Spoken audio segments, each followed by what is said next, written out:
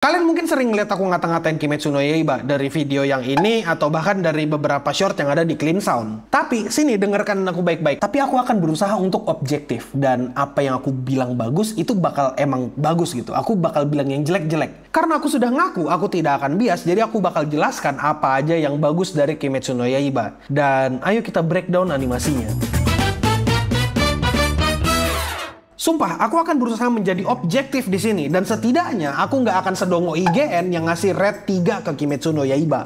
Menurutku itu keterlaluan dan agak dongo gitu. Seperti katanya Raymond ya, IGN I-nya adalah irasional, itulah mereka. Dan emang bener dan harus kita semua sepakati. Ini bukan kayak ngomong-ngomong kayak ini selera, ini menurut ini. Enggak, KNY itu emang milking. Tapi bukan berarti nggak ada yang bagus dari Kimetsu no Yaiba. Kita bisa ngelihat dari episode 8 Kimetsu no Yaiba, itu episode ini bener-bener sangat-sangat impresif. Karena ini adalah adaptasi yang kreatif banget. Ada banyak adegan yang gak ada di manga dan ditambahkan ke episode ini. Kayak misalnya adegan Muzan yang ketangkep dan didatangin sama semua Hashira. Adegannya digambarkan dengan sangat bagus. Terus adegan dimana mereka memperlihatkan semua orang sebelum jatuh ke kastil itu juga cukup oke. Adegan itu punya koreografi dan pacing yang bagus. Jadi penonton gak bosan dan scene-nya gak kelihatan dragging. Dan gak kelihatan kayak milking. Gak kelihatan kayak dilama-lamain. Pokoknya, terima kasih ke orang yang udah gambar storyboardnya. Ada Takahashi Suhara dan Yo Miura. Itu mereka berdua ngegambar storyboard di musim ini. Maksudnya di episode ini. Setelah adegan yang tadi, kita kembali lagi. Kita mundur sedikit lagi ke adegan scene ledakan. Kalau di manga, gambar ledakannya itu sederhana banget. Tapi kalau di anime, gila ledakannya itu kelihatan indah banget men. Yang bikin aku kagum adalah adegan slow-mo ledakan ini nggak bikin bosan. Karena visualnya tuh emang sebagus itu. Pokoknya good job buat orang yang bikin adegan ini jauh lebih baik dari manga. Itu sumpah adegan ledakannya itu oke banget. Detailnya dapat men, sumpah kayak. Sekarang aku bakal kasih tahu apa yang menarik dari dua adegan itu. Adegan ledakan tadi sama adegan yang Hashira nangkap Muzan. Yang menarik itu adalah bagaimana cara mereka compositing. Buat kau yang nggak tahu, compositing itu gampangnya kayak mewarnai. Nah, itu bahasa monyetnya mewarnai. Dan tujuannya mewarnai itu biar 3D sama 2D-nya kelihatan nyatu. Dan warnanya kelihatan keluar pop up dan indah gitu. Kalau ngomongin 3D di episode 8 ini bener-bener menarik. Dan kayaknya aku belum ketemu banyak studio yang bisa punya 3D kayak gini. Dari adegan ini, kalian bisa lihat kalau ini adalah 3D yang niat banget. Detailnya konsisten, pencahayaannya juga bagus, dan gak bikin mata sadar sama perbedaan dimensinya. Agak dongo kalau misalnya aku sudah muji-muji 3D, tapi aku nggak muji 2D-nya. Coba lihat adegan ini deh. Adegan Hashira Batu berantem sama Muzan itu bagus banget men, efek 2D-nya. Dan bukan cuma itu, koreografi atau gerakan berantemnya juga enak gitu buat diikutin mata. Setidaknya tidak terlalu kompleks yang sampai mata tidak bisa mengikuti. Dan yang menurutku paling gila nggak punya otak adalah detail kepalanya Muzan waktu dihancurin. Ini nggak masuk akal men. Ini sumpah aku nggak ngerti apa yang ada dalam kepala animatornya, tapi ini gila banget nih.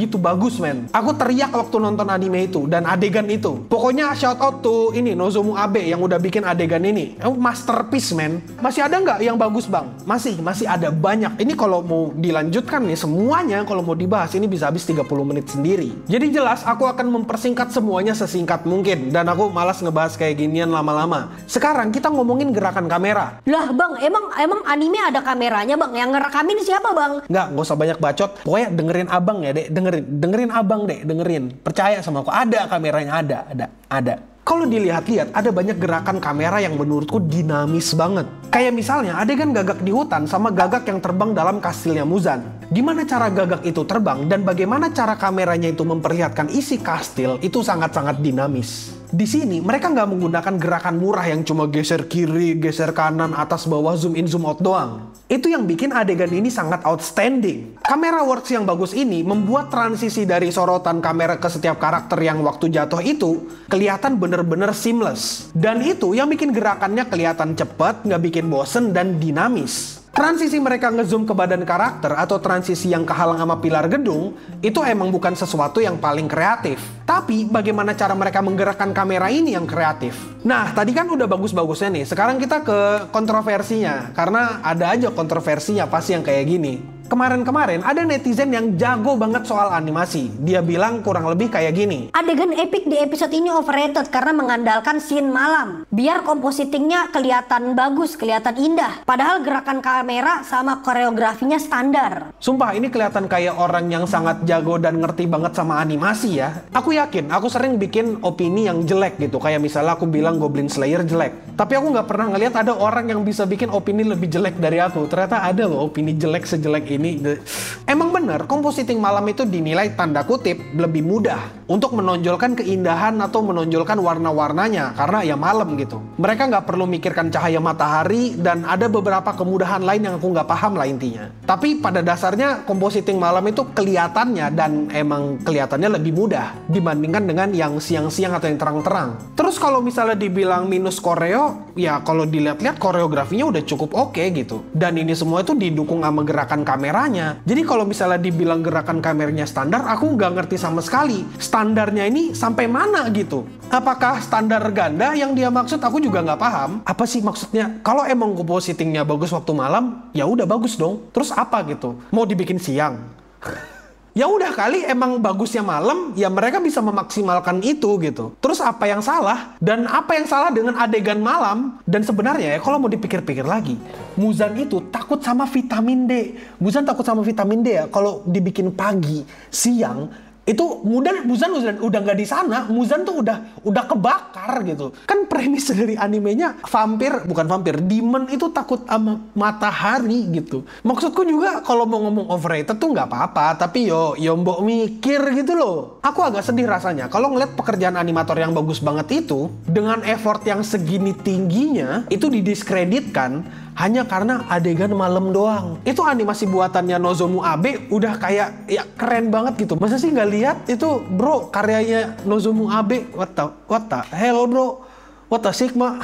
Terus itu regenerasi Muzan yang dari tengkorak sampai ke bentuk kepalanya lagi itu juga gak ngotak banget men, fluidnya men. Masa sih yang kayak gitu dibilang overrated? Aku sendiri jarang banget gitu ketemu animasi yang regenerasinya bagus. Udah lah ya, capek ngomongin animasi, capek juga mau so-soan nge-breakdown. Toh selama ini kalian ngelihat animasi yang kelap-kelip LED nyala-nyala juga pada seneng. Ya kan kalian ngelihat yang ada kelap-kelip LED juga paling seneng. Ini LED kalau aku kelap-kelipin kalian bakal bilang absolute cinema gitu kan. Terus intinya apa bang? Ya intinya episode 8 bagus, kreatif. Nggak bisa didinai itu, udah. Bener, kreatif. Itu gerakan kameranya dinamis, koreografinya oke, compositingnya bagus banget, 3D-nya bagus, 2D-nya bagus, visual efeknya bagus. Ada banyak gitu yang nggak bisa ku highlight dari sini. Kayak, ya ada banyak adegan tambahan kayak adegan anaknya Oyakata yang main di dekat rumah. Aku juga nggak paham sih kenapa anaknya Oyakata main bola malam-malam.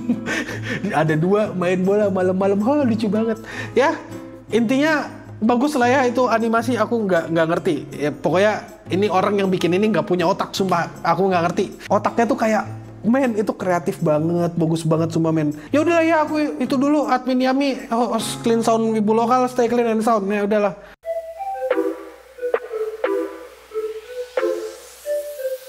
Capek, percuma sosokan nge-breakdown mau ngomongin animatornya. Ini aku belum ngomongin nama animatornya loh. Kalau udah ngomongin nama animatornya, toh kalian gak ada yang ingat. Ya jujur aku juga gak ingat-ingat amat sih, tapi